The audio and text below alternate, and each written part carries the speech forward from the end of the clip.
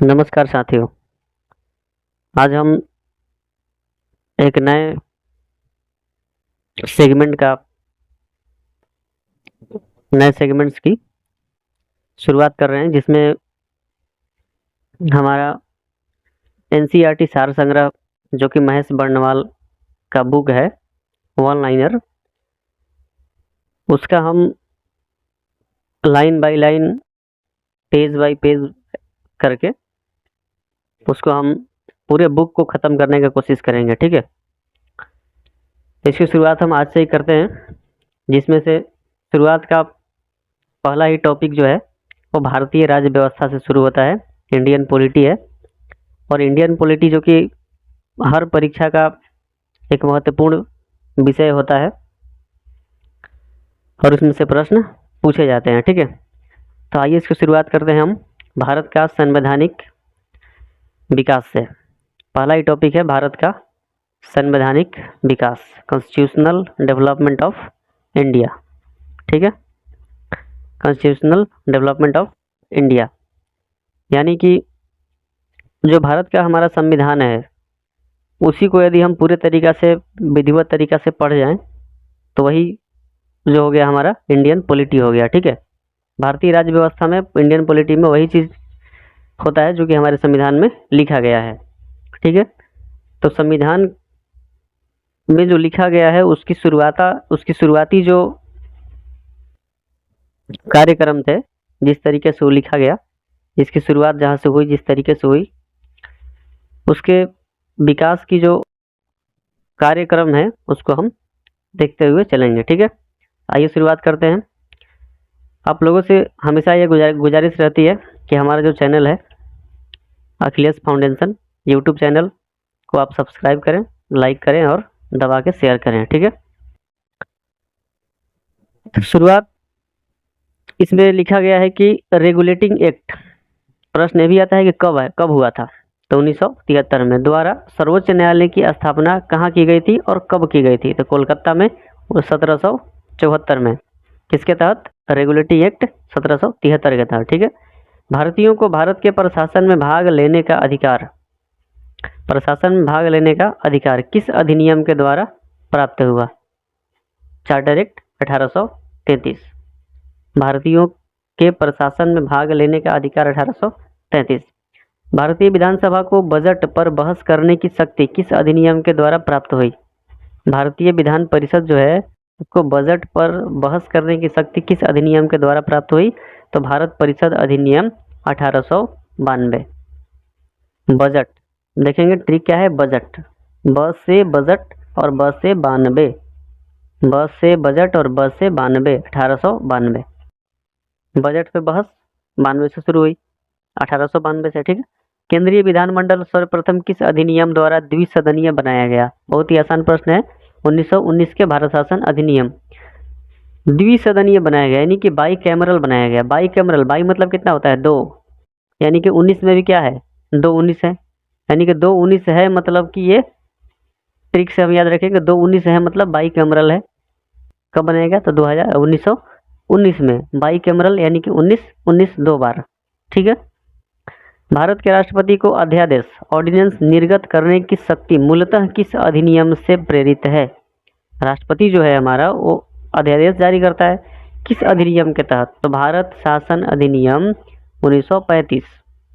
भारत शासन अधिनियम 1935 के तहत जारी करता है। और अध्यादेश का जो उल्लेख है वो कहाँ पे है? अनुच्छेद 123, अनुच्छेद 123। ठीक है, चलिए आगे देखते हैं। भारत का संवैधानिक विकास शुरुआत से देख लें तो ईस्ट इंडिया कंपनी के अंतर्गत यदि बात करें तो रेगुलेटिंग एक्ट आया तो 1773, Pitt's India act 1784, charter act 1793, 1813, 1833 और 1853। इस तरीके से यदि हम इसको विधिवत पढ़ेंगे तो इसके लिए आपको एक वीडियो अलग से हम बना दूंगा कि जो भी चार्टर एक्ट आए थे, भारत शासन अधिनियम जो आया था 1857 के बाद, उस सब के लिए एक स्पेशल अलग से वीडियो बनेगा। ठीक है, फिर 1857 क्रांति के बाद ब्रिटिश क्राउन का शासन जब हो गया तो उसके बाद भी भारत शासन अधिनियम 1858 आया, 61 आया, 92 आया। 1909, 1919, 1935 और 1900 भारतीय स्वतंत्रता अधिनियम 1947 आया, जिसके तहत हमारा देश आज़ाद हुआ और नया संविधान का निर्माण की प्रक्रिया शुरू हुई। चलिए, केंद्र में द्वैध शासन व्यवस्था किस अधिनियम के द्वारा लागू हुई? द्वैध शासन बात कहाँ का हो रहा है? केंद्र में। तो केंद्र में बात करेगा तो 1935 में। ठीक है। ब्रिटिश भारत में किस अधिनियम में संघीय शासन का प्रावधान है? ब्रिटिश भारत में किस अधिनियम में संघीय शासन का प्रावधान था? भारत शासन अधिनियम 1935। ठीक है। चलिए आगे है कि एक निर्वाचित विधानसभा द्वारा भारत के संविधान का निर्माण करने का प्रस्ताव किसके द्वारा दिया गया? क्रिप्स मिशन द्वारा। वही सबसे पहले आया और बोला कि आप संविधान का निर्माण कीजिए। संविधान सभा द्वारा भारत के संविधान का निर्माण करने का प्रस्ताव किसके द्वारा दिया गया? क्रिप्स मिशन द्वारा। ठीक है। भारतीय संविधान सभा का गठन किसके अंतर्गत किया गया था? तो कैबिनेट मिशन 1946 के अंतर्गत।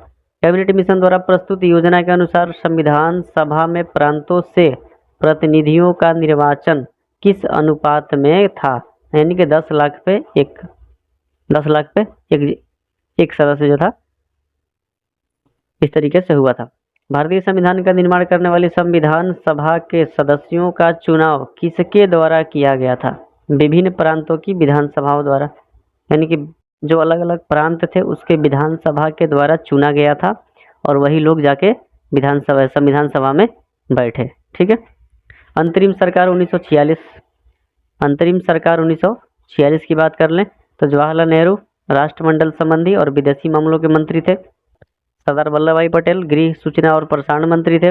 राजेंद्र प्रसाद खाद्य और कृषि मंत्री थे। जॉन मथाई उद्योग और नागरिक आपूर्ति। जगजीवन राम श्रम मंत्री। सरदार बलदेव सिंह रक्षा मंत्री थे। लियाकत अली खान वित्त मंत्री थे।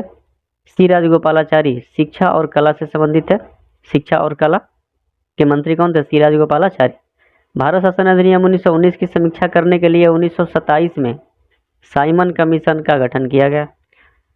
ध्यान दीजिए कि भारत शासन अधिनियम जो 1919 लाया गया था उसकी समीक्षा करने के लिए, उसकी रिपोर्ट को जांच करने के लिए, समझने के लिए 1927 में साइमन कमीशन का गठन किया गया था। इसके आने के बाद गो बैक का नारा लगा। इसके आने के बाद विरोध हुआ और कौन सा नारा लगा? Go back. साइमन कमीशन वापस जाओ। ठीक है।